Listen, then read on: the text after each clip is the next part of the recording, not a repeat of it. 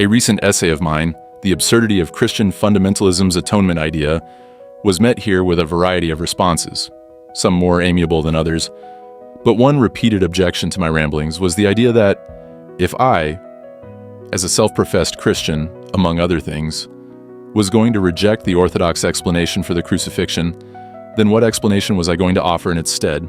How and why would the Son of God allow himself to be killed in such an ugly manner? Payne. What's your answer for that, smarty pants? I'm paraphrasing. Fair question. What meaning is there, if any, behind the death of Jesus, if not to save us sinners from eternal damnation? The resurrection question. First, I should stipulate that I'm not necessarily willing to argue against the veracity of the resurrection itself. Maybe it happened. Who knows? I mean, think about this. There were a lot of guys who ran around in the time of Jesus saying they were the next Messiah, some of them amassing big followings. The historian Josephus recorded a dozen or more. Typically, sooner or later, these messiahs would cross a line and the government would put them to death. In time, Jesus obviously became the most popular, but we all know who the second most popular was, right? Of course not. Nobody remembers any of these guys. They were executed, their followers buggered off, and we never heard anything more about them. Something different happened with Jesus. The followers stuck around, and then their numbers grew and continued to grow. Some of them were even put to death for their beliefs, but the movement never stopped.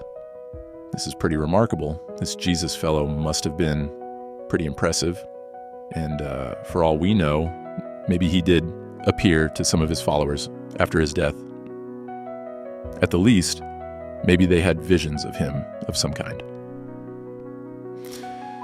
This is what New Testament scholar and theologian Marcus Borg believed, postulating that Jesus' followers continued to experience Jesus as a living reality after his death. In the early Christian community, these experiences included visions or apparitions of Jesus. But does Jesus' death necessarily mean that the purpose of his self-sacrifice was to keep us Bible-thumping Christians out of hell? I won't repeat my arguments here against that train of thought. Instead, let's see if we can find some meaning in Jesus' death outside of the atonement theories. 1. Proof of life after death. First, the very resurrection itself, assuming it happened, is a sufficient reason for Jesus to have experienced such a public death. It was a way to let us know that life does not end at death. There is more to the world than what we can see.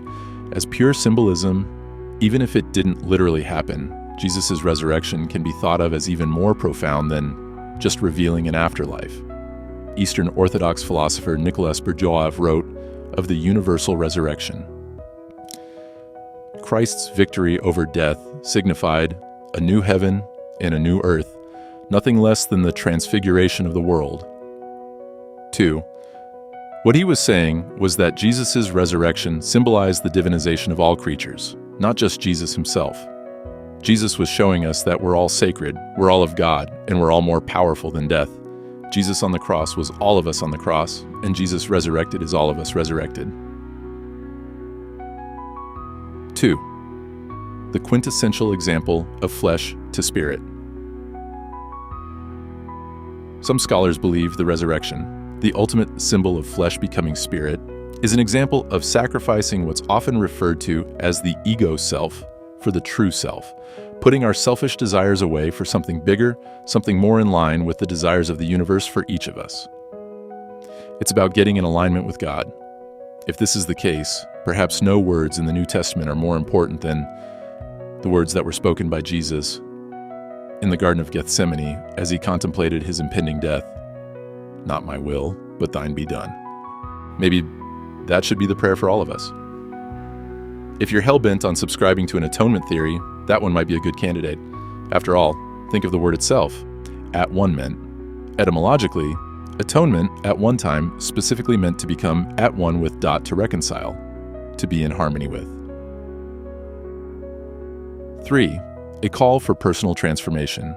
Borg believed that death and resurrection become a metaphor for the internal spiritual process that lies at the heart of the Christian path. In other words, it speaks of a transformative process for each of us.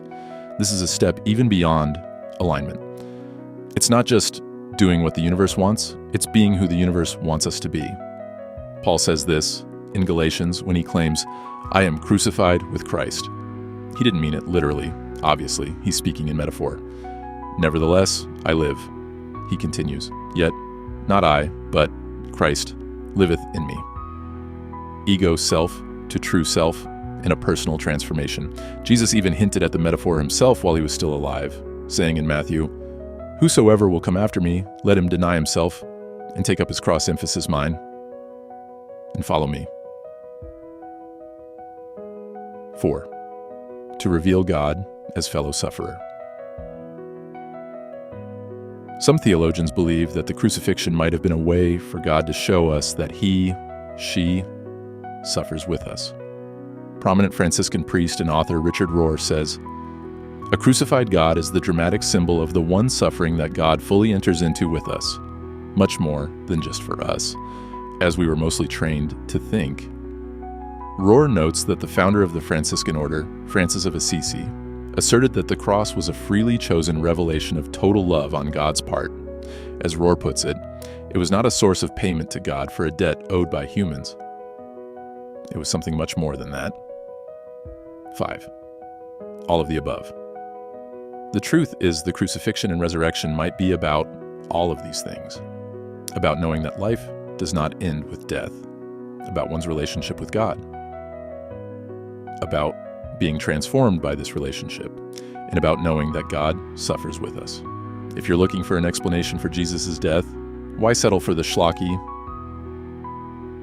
horror movie type explanation, complete with a devil with horns and tail, of being saved from some eternal fiery hell?